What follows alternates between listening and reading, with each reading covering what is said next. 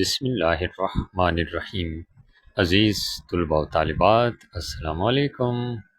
آج ہم آپ کو بتائیں گے ثنا اور حمد کا فرق۔ ثنا سے مراد تعریف اور حمد سے مراد بھی تعریف ہے، اللہ کی تعریف ہے۔